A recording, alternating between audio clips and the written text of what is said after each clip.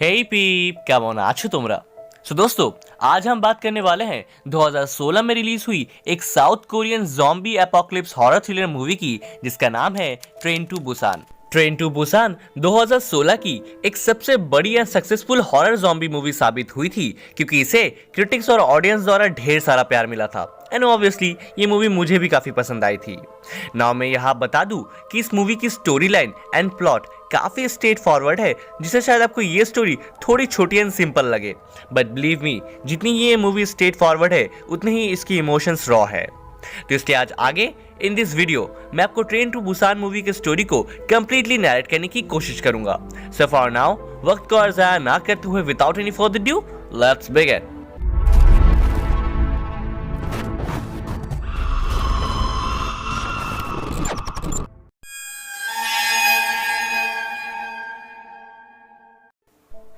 तो मूवी की शुरुआत में हम एक पिग फार्म के वर्कर को देख पाते हैं, जिसकी गाड़ी को पिग्स एक्सपोर्ट करते वक्त एक टोल नाके पे कुछ लोग पूरी तरह से सैनिटाइज कर देते हैं।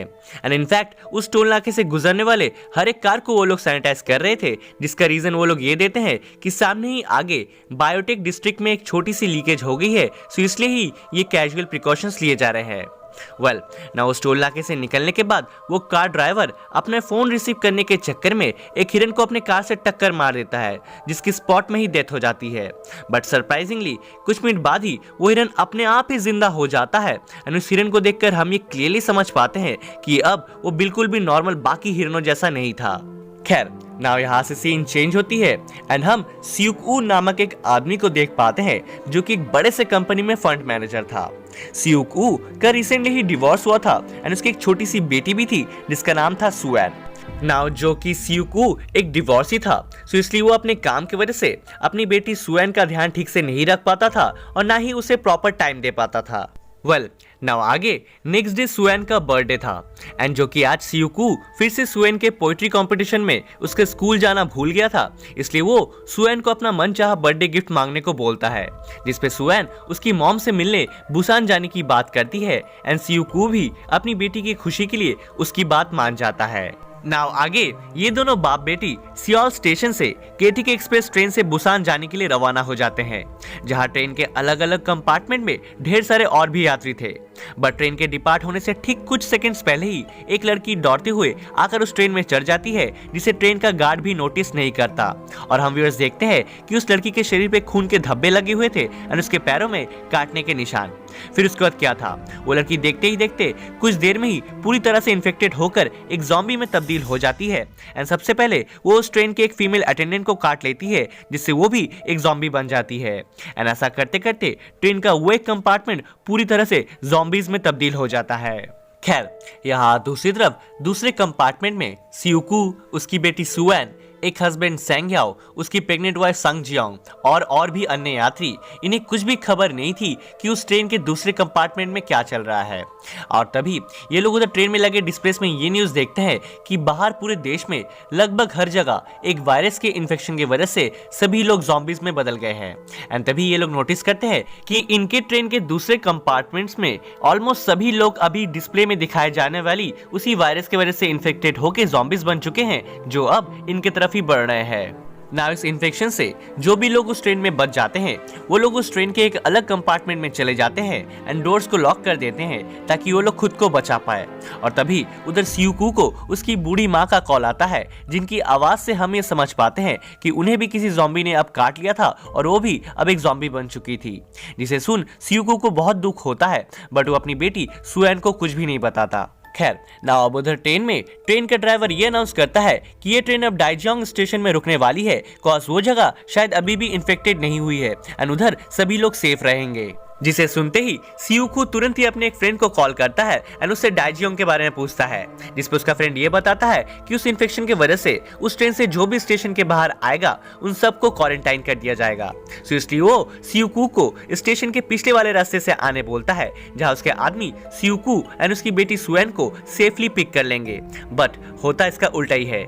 जैसे ही डाइजियोंग स्टेशन में सभी लोग उस ट्रेन से उतरकर शहर की तरफ जाने लगते हैं, तो वो देखते हैं कि डाइजियोंग शहर भी उस इन्फेक्शन के लपेटे में आ गया था एंड उधर भी सब ज़ॉम्बीज बन गए थे। फिर क्या था, ये लोग तुरंत ही वापस आकर ट्रेन में बैठ जाते हैं। बट यहाँ एक आदमी जिसका नाम योन सुक था, उसकी खुद गर्जी की वजह से उस ट्रेन में ट्रैवल कर रहे फैमिली मेंबर्स अलग अलग कंपार्टमेंट में बढ़ जाते हैं। जैसे कि सियुकू और उसकी बेटी सुएन अलग हो जाते हैं, सैंगह्याओ और उसकी प्रेग्नेंट वाइफ संग जियोन अलग हो जाते हैं, दो बड़ी बहनें अलग हो जाती है, एक टीनेजर गर्लफ्रेंड बॉयफ्रेंड अलग हो जाते हैं और भी कई लोग। नाउ सियुकू, सैंगह्याओ एंड यंगहुक ये तीनों पहले तो एट एनीहाउ अपने अपने फैमिली मेंबर्स मींस सुएन, संगजियोन एंड जिनही को ढूंढ लेते हैं और आहिस्ते आहिस्ते बिना कोई साउंड किए उस ट्रेन के दूसरे बॉगीज में आगे बढ़ने लगते हैं। नाउ दोस्तों, यहाँ हम धीरे धीरे ये समझ पाते हैं कि ये ज़ॉम्बीज इंसानों को सिर्फ देख या आवाज से ही फॉलो करके अटैक कर रहे थे एंड उनको कोई भी स्मेल नहीं आती थी। और जैसे ही इन ज़ॉम्बीज को कोई इंसान या आवाज सुनना या दिखना बंद हो जाता था तो ये भी बिल्कुल फ्रीजिंग स्टेज पे चले जाते थे। खैर, नाउ ये 6 लोग सारे ज़ॉम्बीज से बचते बचाते हुए फाइनली फिर से एक सेफ कंपार्टमेंट तक पहुंचते हैं जहां अभी तक कोई भी ज़ॉम्बी नहीं बना था। बट उधर अगेन सेल्फिश योनशुक उस कंपार्टमेंट में सभी लोगों को ये बोल के भड़काने लगता है कि ये लोग इन्फेक्टेड हो गए होंगे और इनसे भी अब उन्हें खतरा है, जिसे सुनते ही उस कंपार्टमेंट के सभी लोग उन 6 को अंदर आने नहीं देते और उनसे हाथापाई करने लगते हैं। और इधर दूसरी तरफ ज़ॉम्बीज भी इन 6 पे अटैक करने आगे बढ़ती है।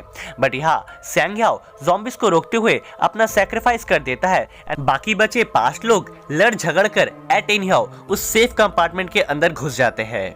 नाउ इन 5 के अंदर आने के बाद उस कंपार्टमेंट के सभी लोग उन्हें आगे एक खाली चेंबर में आइसोलेट कर देते हैं ताकि अगर वो लोग इन्फेक्टेड हो तो उनसे वायरस आगे ट्रेन में और ना फैले। खैर, नाउ अब उधर वो 2 एल्डर सिस्टर्स जो बिछड़ गई थी उनमें से एक बहन देखती है कि उसकी बहन दूसरे साइड के कंपार्टमेंट में एक ज़ॉम्बी बन गई थी, जिसे देखकर वो अपना ब्रेन कंप्लीटली लूज आउट कर जाती है एंड अपनी ज़ॉम्बी बहन से मिलने के लिए वो उस कंपार्टमेंट का दरवाजा खोल देती है, जिससे सभी ज़ॉम्बीज उस कंपार्टमेंट के अंदर चले आते हैं एंड बाकी सबको भी काट कर ज़ॉम्बी बना देते हैं। और बचते हैं तो सिर्फ वो 5 लोग जो अलग चेंबर में बंद थे और सेल्फिश योनशुक भी एक मेल अटेंडेंट के साथ बाथरूम में लॉक होकर एट एनीहाउ सर्वाइव कर जाता है। नाउ आगे हम व्यूअर्स देखते हैं कि आगे पटरियों पे एक ट्रेन का एक्सीडेंट होने की वजह से इनकी ट्रेन भी रुक जाती है और आगे नहीं बढ़ पाती, इसलिए बचे हुए सभी लोग तुरंत ही उस ट्रेन से निकल एक दूसरी ट्रेन के खोज में लग जाते हैं। यहाँ फिर से सेल्फिश योनशुक अपनी जान बचाने के लिए बेचारी जिनही को ज़ॉम्बीज की तरफ धकेल देता है जहाँ जिनही भी मारी जाती है एंड जिनही के मरने के बाद उसका बॉयफ्रेंड यंगहुक दुखी होकर उसके पास ही बैठा रहता है, जहाँ कुछ देर बाद ही जिनही एक ज़ॉम्बी बन जाती है एंड यंगहुक को भी काट लेती है।